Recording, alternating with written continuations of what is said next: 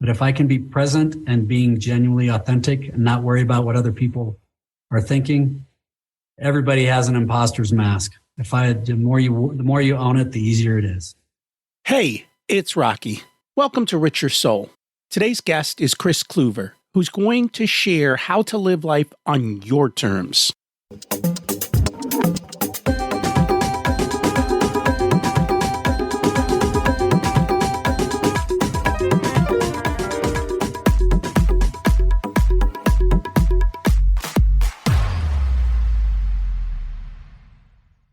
Imagine it's 12 months from now, and you've achieved your major life goals. How does it feel to be in the best shape of your life? To wake up energized, excited about the day? To have great relationships and friends who support you and propel you forward?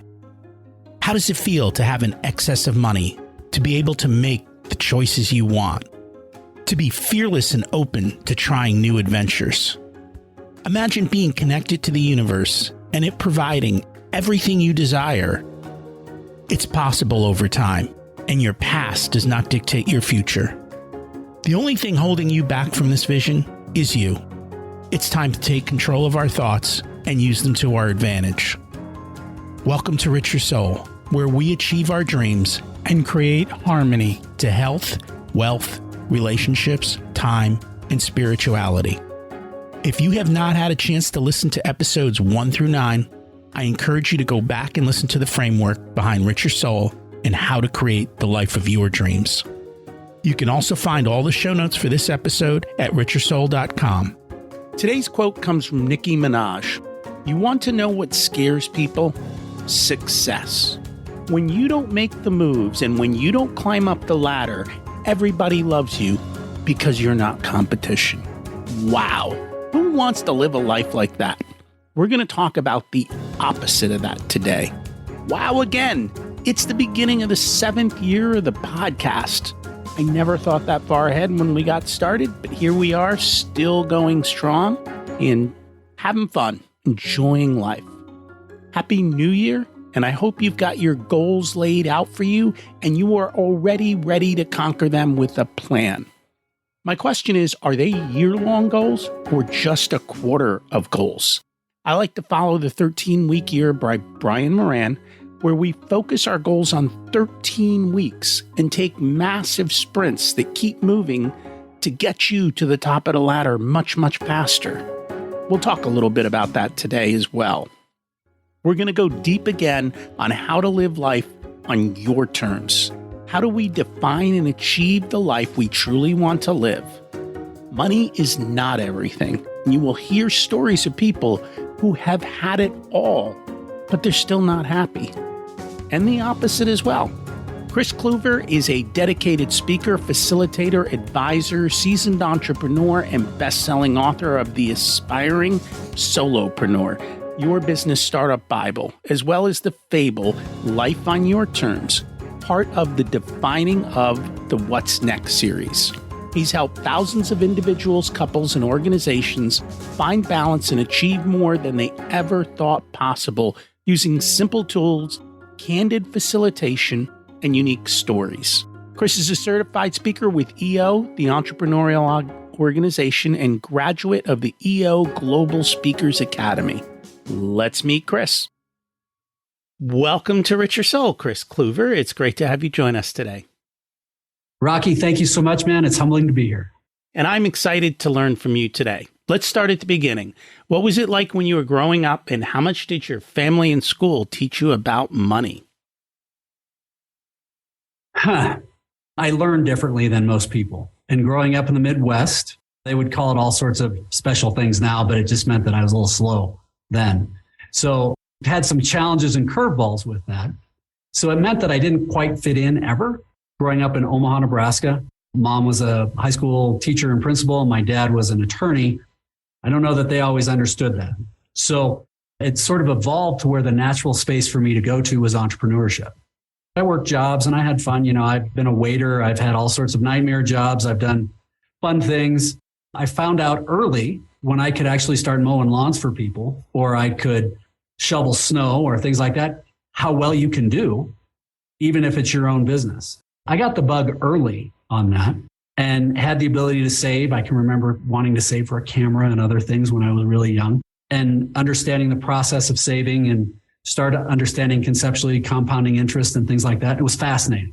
So that's sort of where I started. I got the encouragement from my folks with that, but there were things where I started to see early the benefits of being your own boss.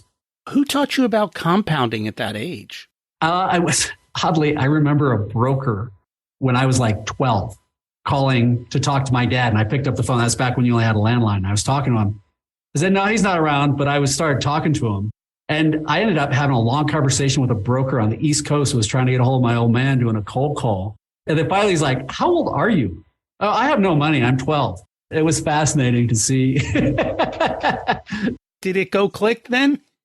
No, actually, he spent probably another 20 or 30 minutes with me because I think he had somebody who was interested in talking to him. And oddly, my dad was the one who taught the personal finance merit badge. I'm an Eagle Scout. And I learned about it in those spaces. I know that isn't always necessarily super hip right now, but it was very, very productive and helpful for me. My son's an Eagle Scout. My daughter is the equivalent from the Girl Scout. So yeah, it's still hip in our world. And, watching it as they were going through it and seeing what they were exposed to, and also just the skills that, especially I think the Boy Scouts do a much better job than the Girl Scouts. Sorry, girls. Well, now the girls can join the Boy Scouts, so it's all good. What they teach the kids is phenomenal. And then being able to do the Eagle Project, and we do things quick. So he did his Eagle Project between 8th and 9th grade, and it was building a room. And so the cool thing was, I'm like, hey, this guy's a builder. He belongs in our school. Call him up and see if he'll help you. And the builder came in and said, look, I'm going to teach you how to be the project manager.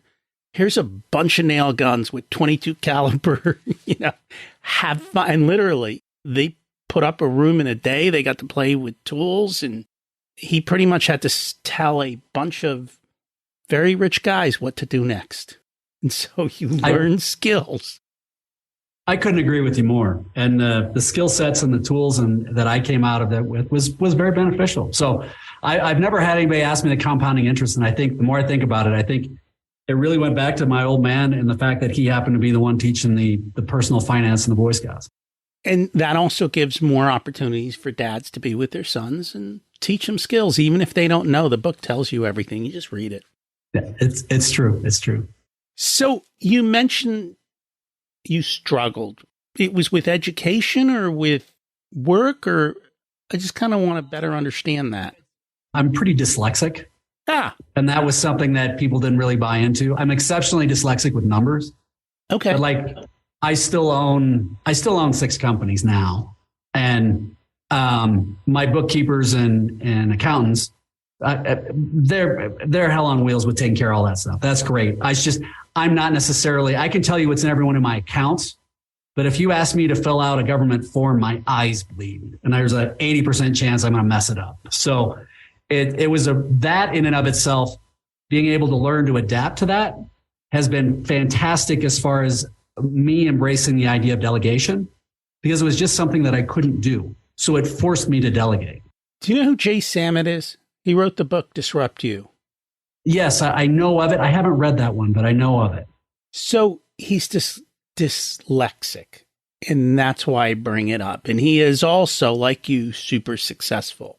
I think it gives you the gift to see what others can't, and it creates opportunities for you to shine that others can't see. The problem is too often our system doesn't promote it, right? They hold you back instead of kicking you forward, going, oh. And I think it's starting to change. I believe it's my greatest gift because I look at things completely different and I can connect dots that nobody sees. And it's such a gift. And if it means that that's in exchange for spelling phonetically and having somebody else do my books, well, fair. I don't care. And that's phenomenal. And I think for parents, I think they need to realize that it is a gift. Too often they don't. And again, it comes back to mindset, right? if you realize even as a kid that you've gotten this gift that makes you different than everyone else, but that will allow you to be what no one else can be, that's phenomenal, I think. I agree. So you started off then early in business, right? You first company at 19?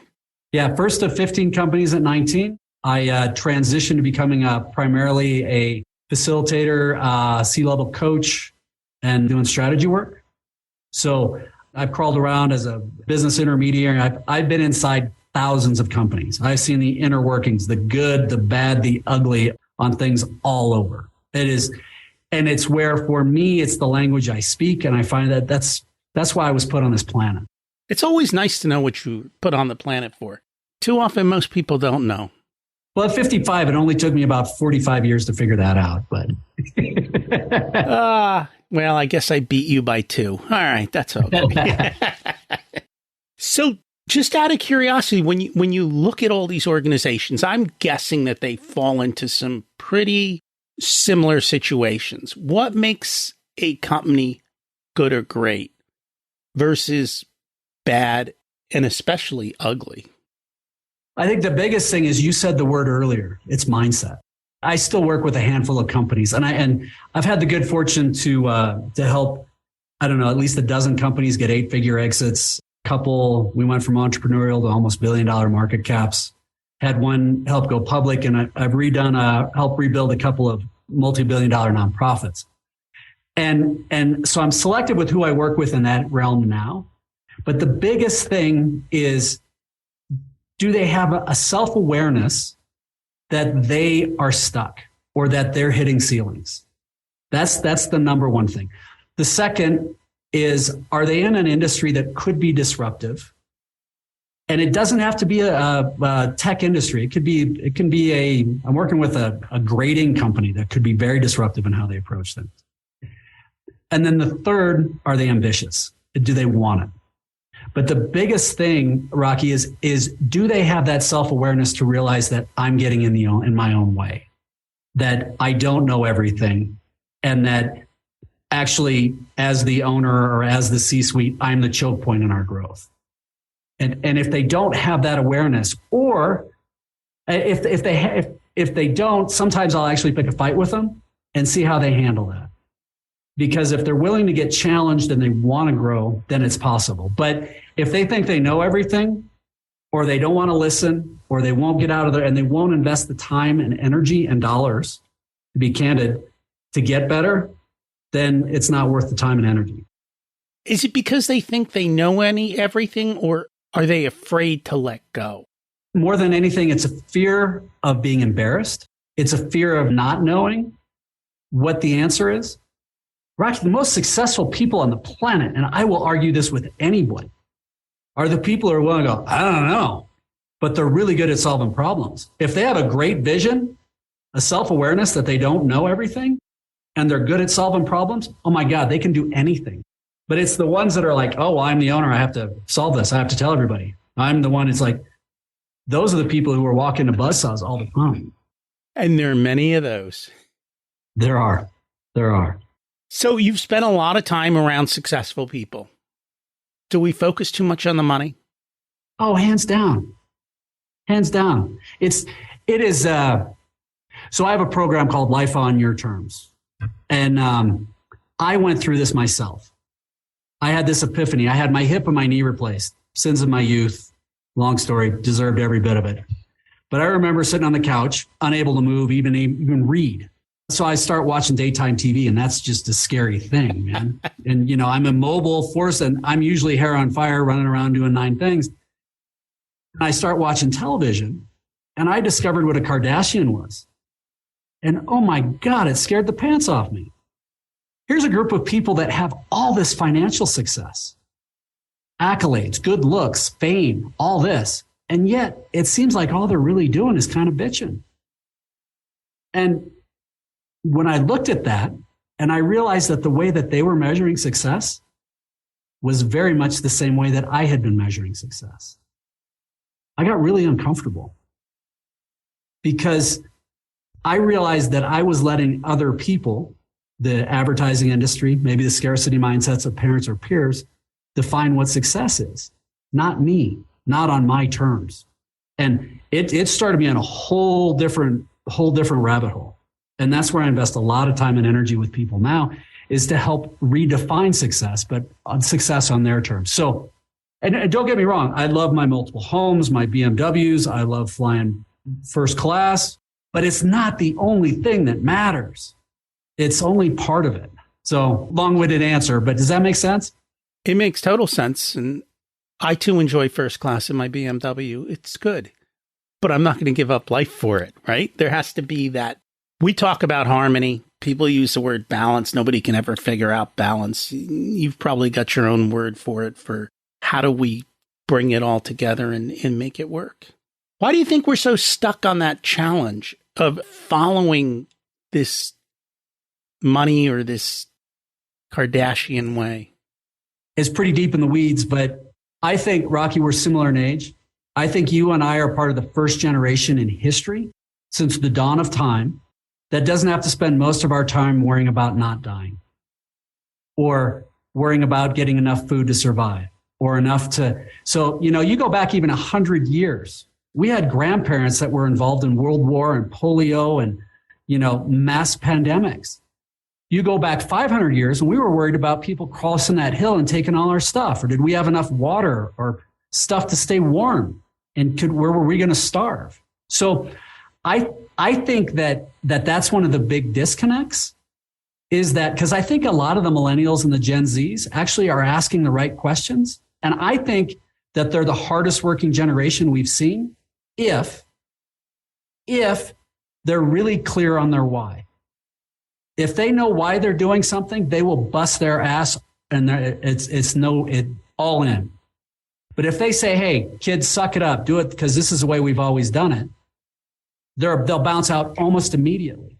So I think we're actually in a massive transition right now and starting to understand that, because a lot of millennials and Zs are like, we'll live in a tiny house or we'll live in our van and, drink one craft beer instead of a case of Pabst like I did, or, we want to really like what we're doing and have an impact rather than trying to get a bigger house and more stuff and bigger and more and more and more.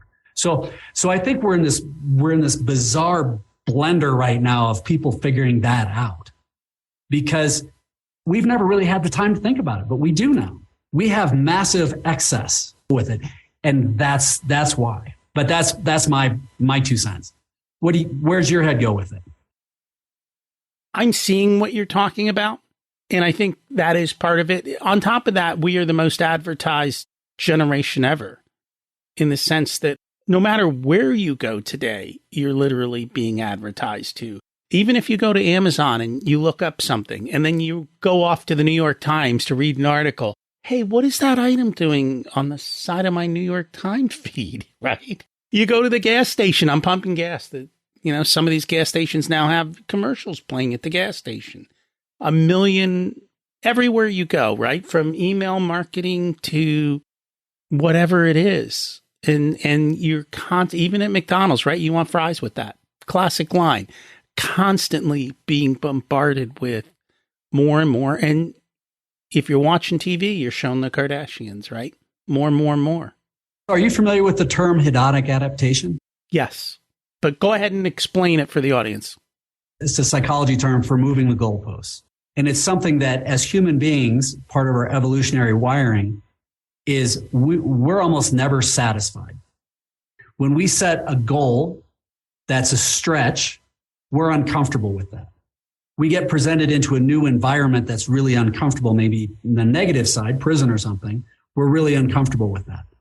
But our ability to adapt and become comfortable with the uncomfortable is the way that we end up moving the goalposts.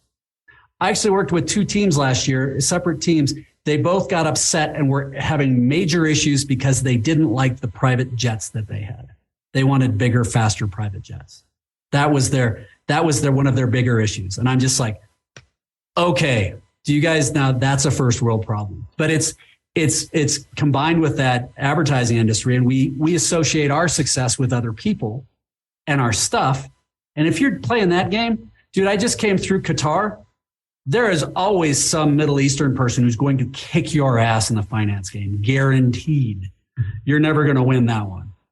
I'm about to fly through there in a month or two. Looking forward to what that's like. But yeah, I think the world has become more equal. I'm not going to say it's equalized, but when you start to go to some of these other countries and you see how you can live, it's unbelievable. Like America thinks we have the greatest of whatever compared to many other places or compared to the services that are available. I think even the average upper middle class Americans getting the short end of the stick compared to what they used to get not that long ago. Yeah, going through Qatar was interesting, but on the flip side, and I hear you, but where I spent some time in Nepal. There's over 10 million people a year there who get by on less than $2 a day. But the thing is, that's interesting because we were way back in the backcountry doing some trekking. Those people don't have a lot of money, but my goodness, are they happy? That was going to be my question. Are they happy? So who's winning? If you want to play the ultimate winning game, yeah, it's so it really does come to redefining success because you can't have it all. And I have a tool, and because it's your listeners, if you want, they can go to the life-on-your-terms website.com and download the balance wheel tool. It takes about 5 minutes and it'll give them a full immediate assessment on where they are on a balance perspective. But when I don't believe in work-life balance. I think cell phones have totally hijacked that. And unless you have the discipline to turn the darn things off most of the time, but I do believe in work-life integration. And it's a matter of putting as much intentionality and clarity on your benefits in your life so that you're particularly as business owners, as most of your listeners are business owners, you're the primary asset of the organization. And to be the very best in that asset, that means you have to be the best husband you can be, the best father, the best health. And when you have all of that approach, then you can come back to being very, very strong in the office. And it's through that integration provides a variant of balance. It's funny when I ask these types of questions of business owners, it creates a little bit of fear. It's like, do you have a life plan? Have you thought about what you want out of life? For many of them, if it's not something that they are done before, they feel uncomfortable kind of having to look at the mirror. I just finished working with a group on the East Coast. There were 9 guys. All of them had 9-figure plus exits. Most of them were in their 50s and 60s. And the idea of them defining what success was for them, not all of them, but a lot of them felt like they totally lost their essence of who they were. They had lost their purpose. They got everything and it's almost like they felt ripped off, that it's like, okay, well, here I am now. Now what? We had somebody here in Colorado at our retreat place, and this gal had been a heavy hitter Wall Streeter. And she stood up and dropped a big F-bomb. She stood up and said, we were going through the process, and she's like, I don't effing know how to dream anymore. She was completely, and started crying. She was so frustrated with figuring out what that next step was.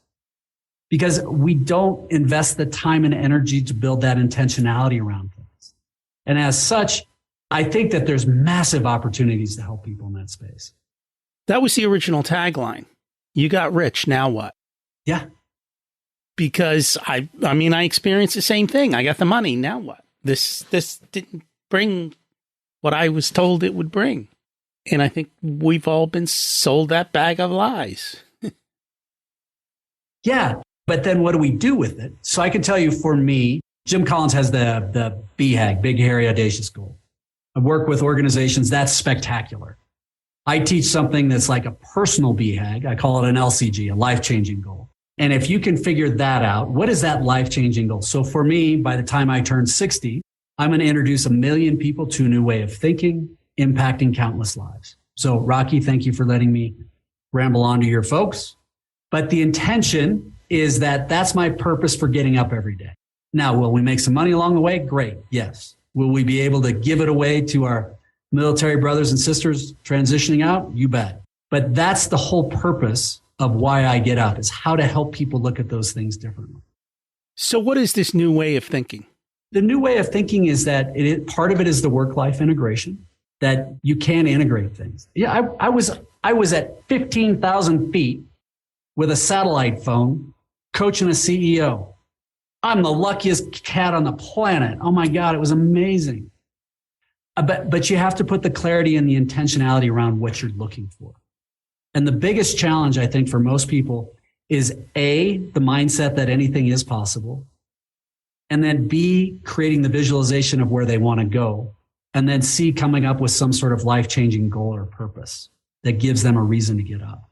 But when that happens, particularly with successful business owners and C-suites, everything else is mechanics then. Those guys are machines. But you have to come up with what's that clear vision first of what it is you want and where you want to go. And we've talked about that before, and I talk about it a lot. Once you have a target, it becomes very easy to hit it with a little bit of practice. But when you don't have a target, you're screwed. There's nothing you can do. You don't even know what you're aiming at.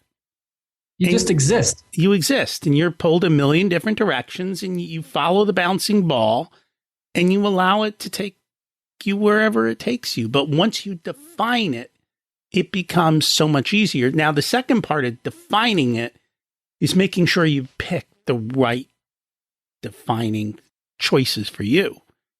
And I think a lot of times people say, I want X because it sounds good, but they haven't figured out what it really means to have X and the price you have to pay for X.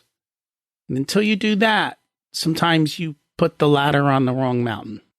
Would agree. And that's why in the Life on Your Terms course, when we walk people through it, we start with that balance wheel so that people can start defining today, what does amazing look like for a well-balanced, fully integrated life? But let's get that visualization first, meaning that we're super fit. I'm an amazing husband and friend, that my spiritual life is where I want it to be. And then what is the right business or what is the right objective that's going to incorporate that? Because when you start understanding what that looks like, you can dream even bigger. But when it's like, oh, I just want more money and stuff, that ends up being very, very shallow and empty. We try to stay away from the word balance because everyone thinks that it means everything's equal, and that will never happen. So we use the word harmony because different parts come and go at different points in times, and you've got to figure out how to create that song for you. And everyone's got a different song, and that's okay. I love that. May R&D rip off and duplicate that. Have at it. I give everything away. I don't mind. It's, it'll come back. It'll come back in living in a better world, right? Always does. Yep. Philosophy of abundance. Philosophy of abundance. Yes. Why do you think people struggle to visualize what they truly want? I think the primary reason is most people have never really had to do it. Most people have lived an entire life in a reactionary mode. And one of the key things I'm working, whether it's an organization, a CEO, or somebody on Life on Your Terms, is how do you transition from a reactive state to a proactive state? But there's a ton of business owners who are doing what they could because they happen to fall into it. Or they did a career because they knew somebody, or they could do this, or they could do that. But almost never have we been taught, what is it you really want? What would amazing look like for you? How do we define that? And then, like you said, once you know the target, then you're there. But it's the pre-step to defining the target that people haven't invested, or the actual defining of the target versus, oh yeah, we could do this. Or, oh, we could do that. I did the first 10 of my companies were businesses that I could do, not because it was something I really wanted to do. Oh, this is an opportunity. I could do this. So I'd do it. Not that it was wrong, but it wasn't clearly focused on where I wanted to go. It didn't drive my actions. It wasn't a forcing device for me to say no more. And I think, especially in school and just when you're a kid, they beat that out of you. Oh, you can't do that. Oh, you'll never do that. No, that's not possible. Just take this safe path over here. Be safe and all will work out. I think that's done with really good intention. Mm-hmm. Parents want the best for their kids. But no parent is ever going to say, drive fast and take chances. Go fall down and make a bunch of mistakes. I mean, the very rare parent will. But for the most part, that's what I mean by a scarcity mindset that's been instilled by her parents. My wife, as an example, she grew up in the UK. Her parents were immigrants. Her dad was illiterate. She happened to be good with numbers. They said, you should be an accountant because that's a good, safe job. And she was good with numbers. Well, she did, but you know what? She hated being an accountant. But it took her 15 years to change. And, so now she's a couples and family counselor and coach. She changed careers at 40. But there was zero negative intention, but they let somebody else drive that narrative of where we should go.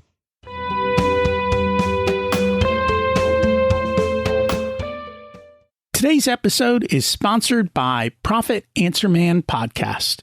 Did you know that most small business owners hate looking at their financials? It's one reason they may struggle with business success.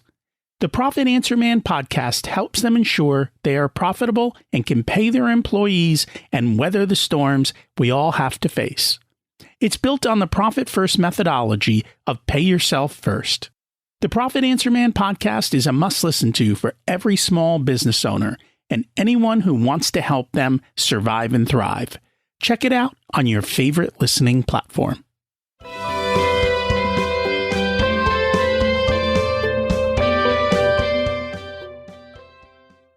And I think that happens most often. And I would challenge that parents want the best for their kids. I think they want safety for their kids. Yes. Okay. I would agree.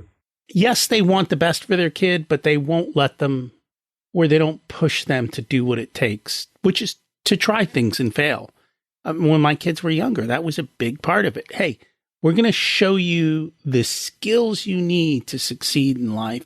Go try them out, go play, and stop playing in high school. Go play in the real world, and you'll be amazed at what can possibly happen if you play these games well. And they have, so it has worked out to their advantage. And so they'll be smarter than we were. They'll have more intention on how they take their steps and what they do. And they keep learning and improving, and we'll see what it is. And if they fail at something, that's okay. You go try something else. And I think that's a big difference, though, is that abundance mindset. And I think going back to when we were kids, information was gold. And they kept it hidden. Today, information's everywhere. Opportunities are everywhere. It's being able to get through them all to figure out which one's right and which one's for you. So it's discerning the information versus getting information.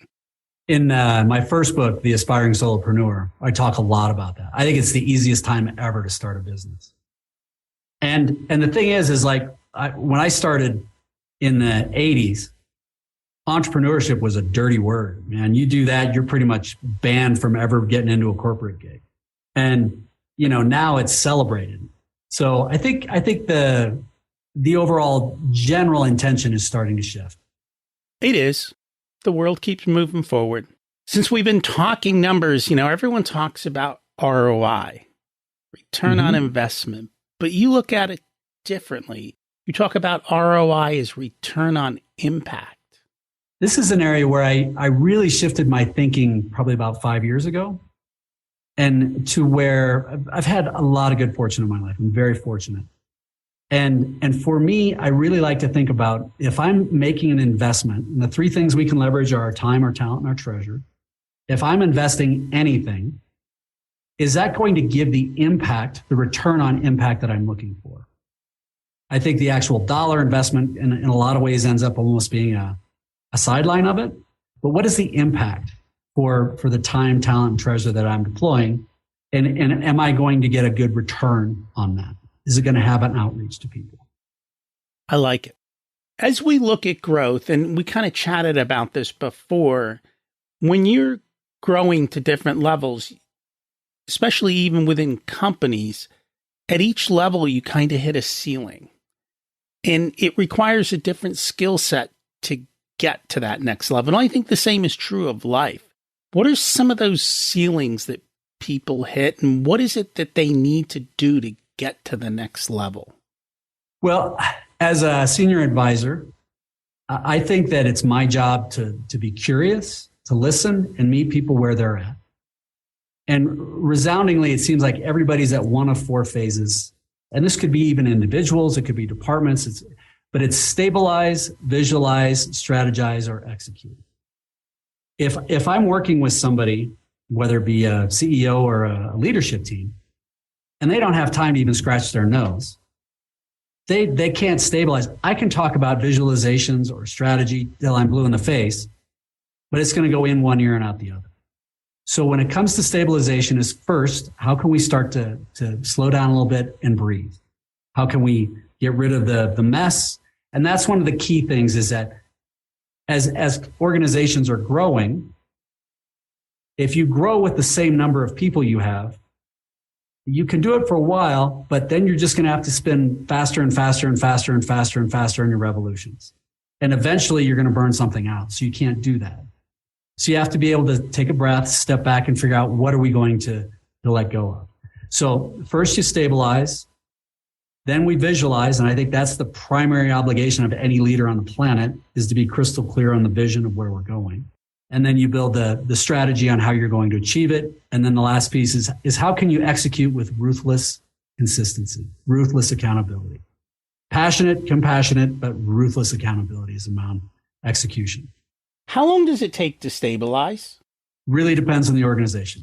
If they're willing to listen, I've seen organizations stabilize within a quarter. If they're not willing to listen, they never will.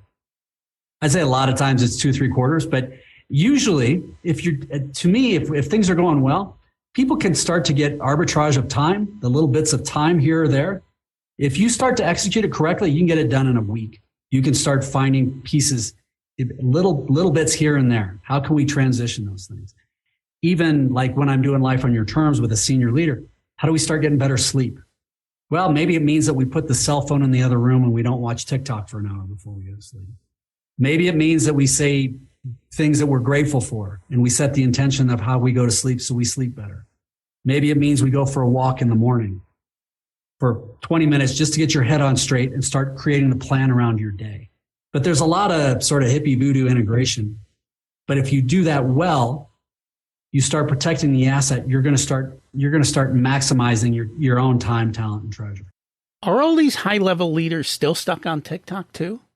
If you could see my head, I would say no, but my head would be shaking up and down. It's amazing. So I heard somebody say, if it's worth staying up for an extra hour doing something at night, would it be worth getting up an hour earlier? And that just hits a lot of people right between the eyes going, I'm not going to get up at 4 a.m. to look at TikTok. Well, then you probably shouldn't watch it till 11 either, should you? Or it's controlling and creating some discipline around the phone is one of the biggest things out there. And I agree with that. The couple things I've done that make it easy. My phone is always in silent mode, unless I'm waiting for an important phone call. Otherwise, I just leave it in silent 24/7.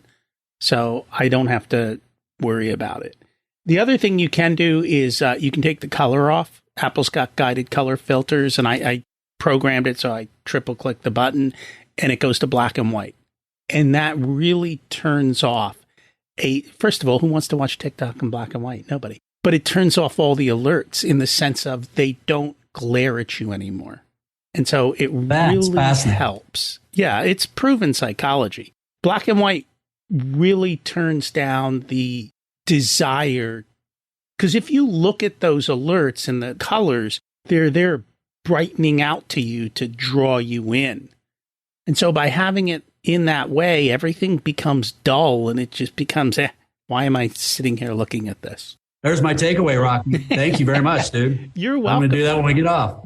Simple things that dramatically change it. So you talked about ruthless execution, ruthless accountability. What does ruthless look like? It sounds like it's too much work to me. So you've had kids. If you have kids and you're like, yeah, okay, you have this curfew. Okay, but it's going to just be random when I decide that it actually applies. Those kids are going to work you like crazy. That curfew won't even exist. It's the same thing with employees. It's the same thing with yourself. If you start giving the opportunity for somebody to not be consistent, everybody, we're all 5-year-olds. They're going to test us. And it's where, nope, hey, I hear you, but this is what we need. Nope, hey, I hear you. I want you to be successful. This is what we're going to do. Nope, love you, got it. This is what it's going to be. And it's having that compassion to be absolutely consistent. So you're not providing the wrong message. But the most important piece with that is that you have to model it.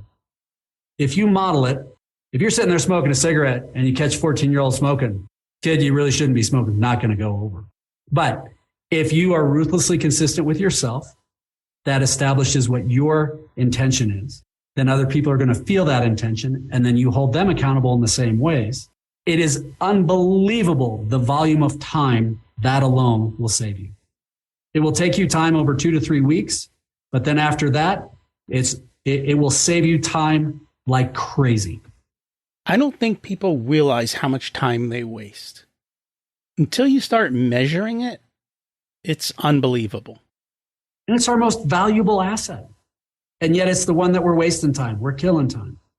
It is the one, if you were going to do one thing different tomorrow, if you could be ruthlessly protective of your own time, that's where happiness lives. If you can do that, then you can control everything else. If not, you're in total reactionary mode for the rest of your life, controlling your time.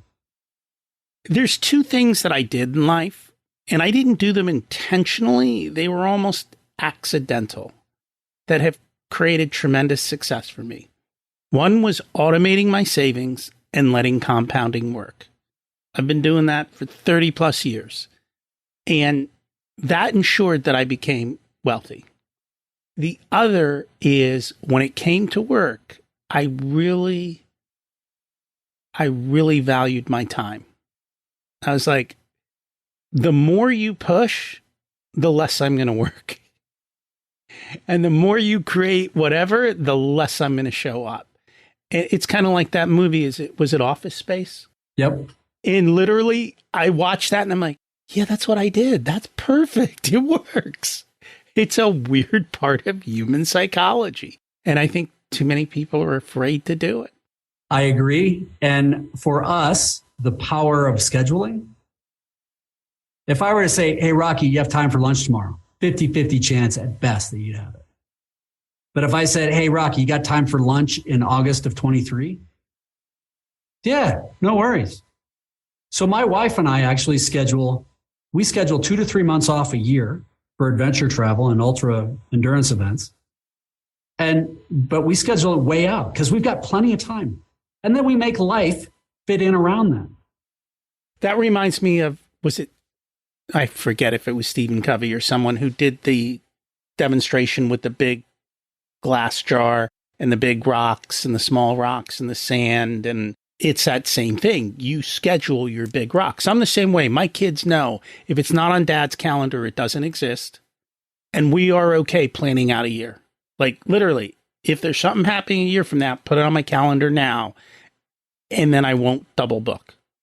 And we won't have any issues. We won't have any problems. As a matter of fact, what I've started to do this year, when I travel now, I actually block days before and after so that nobody can book onto my calendar during those days. This way, I can ease out and ease in. I don't have to be rushed to the last second and then I'm gone. This way, hey, the couple of days leading up to it are going to be lighter, and the couple of days coming back are going to be lighter so I can take care of all the other stuff that needs to get done that I couldn't if I was jam-packed on either side of it.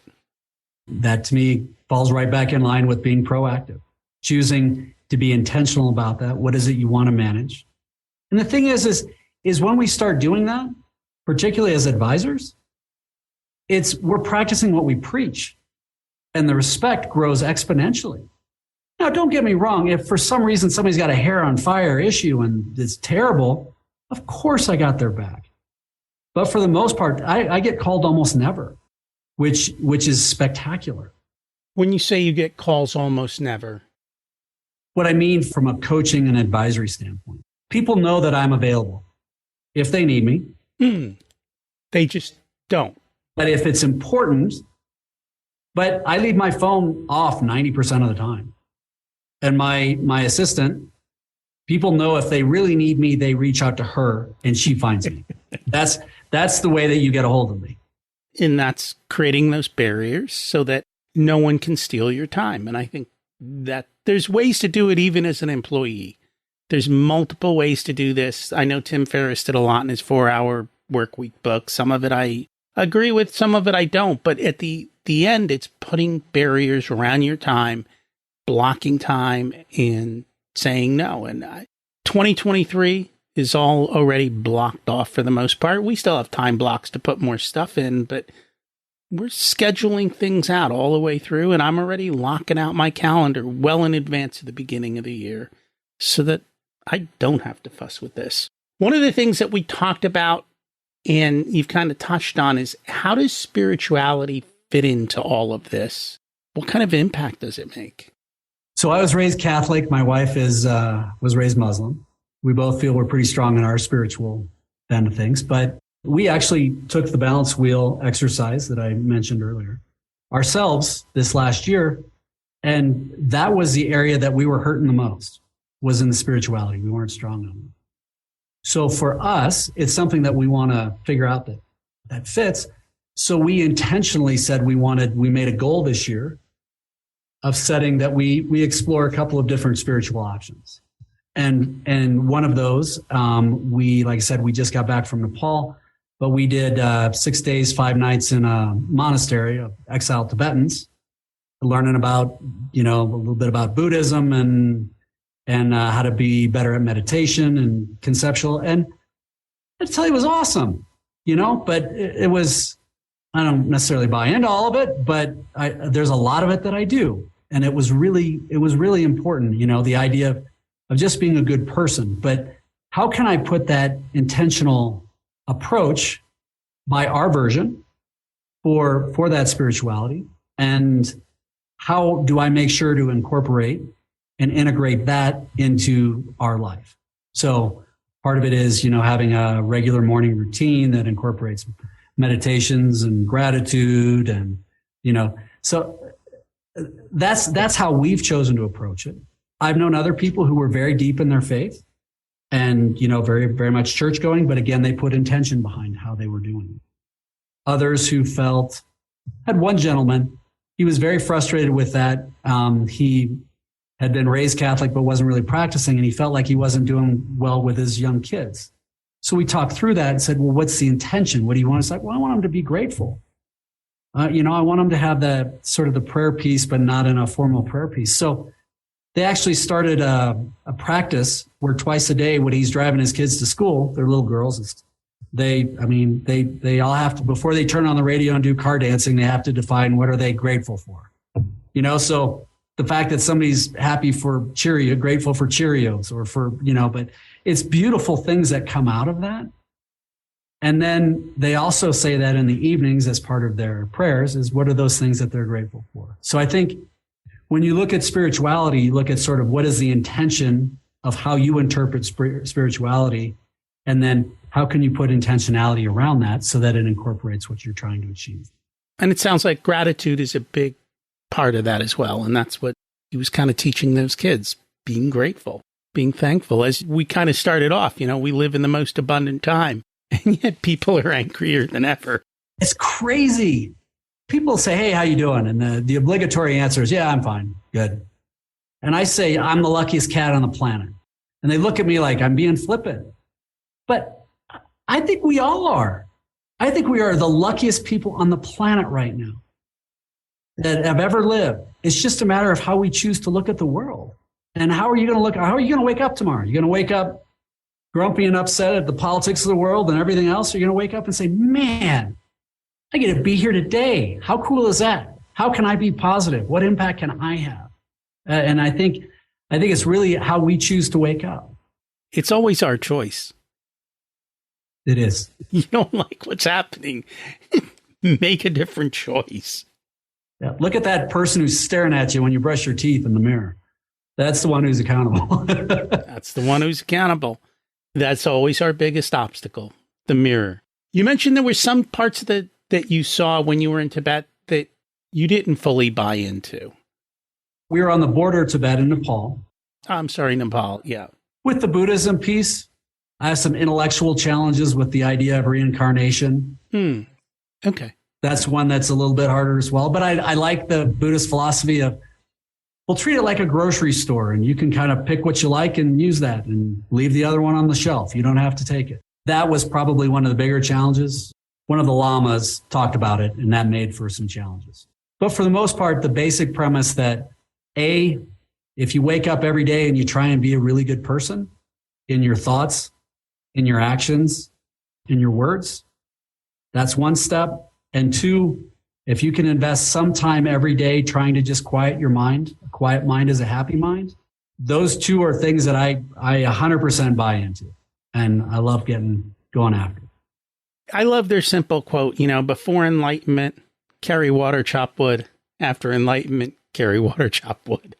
Right? Life is still the same. It's just how you choose to live with that intentionality. Yep, exactly. We always like to get people to take action. What's an action step people can take this week to improve their life?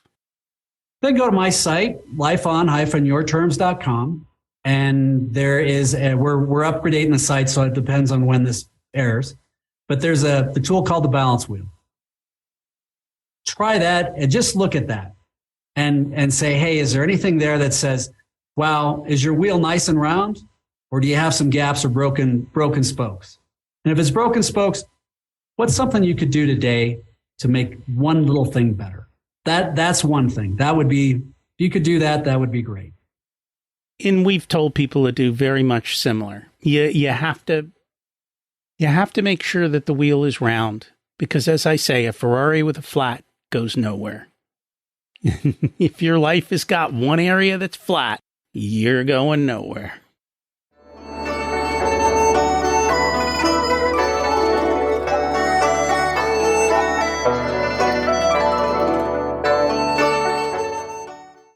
It's time to learn the secrets of life.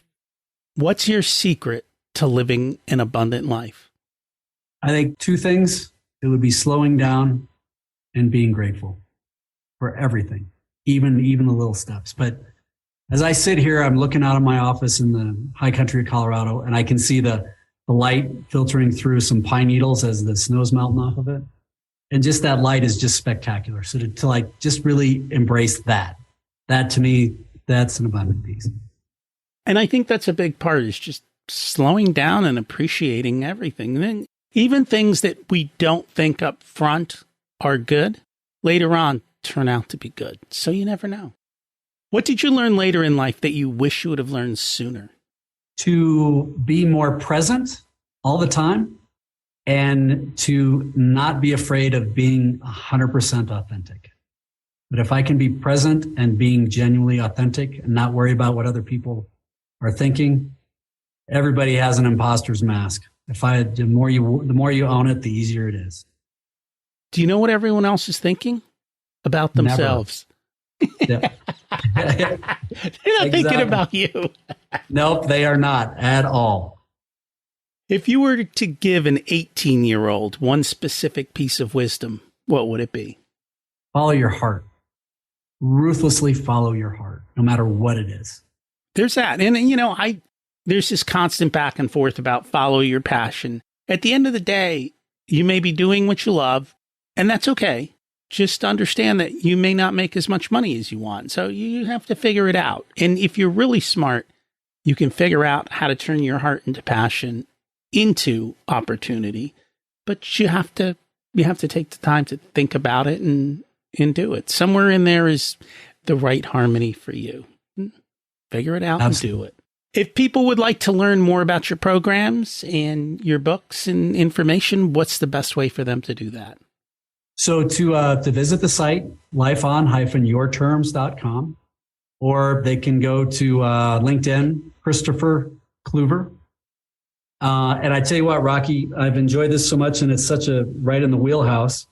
If we've got a new cohort that's going to start in February, and if people are interested, if they use a promo code Rocky, we'll give them a discount, and that way.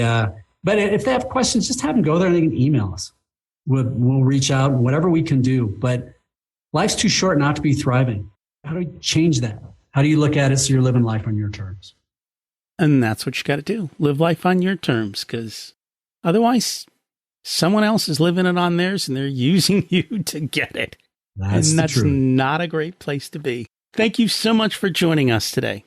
Rocky, thank you very, very much. I love what you're doing. And man, anything I can do of any time to help, please let me know. Will do. Have you defined the life you want? And are you ruthless in making it happen? Our obstacles can sometimes be our best fuel and the reasons for our success. It's all in how we define them.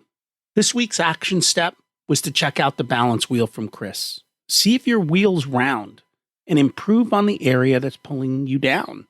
I've always said life is like driving a Ferrari. If you've got a flat tire, you're going nowhere. It doesn't matter that you're in a Ferrari and you've got everything else.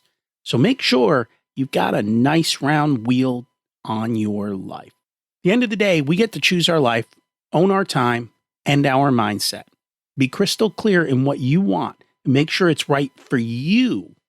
Just because you're good at something doesn't mean you should do it. Matter of fact, let's talk about creativity. And that's our topic next week with Ron Alexander on how to unlock your core creativity. If you enjoyed today's episode and know someone else who would you do me a favor and share it with them? I'd appreciate that. Thanks for listening. Have an abundant week.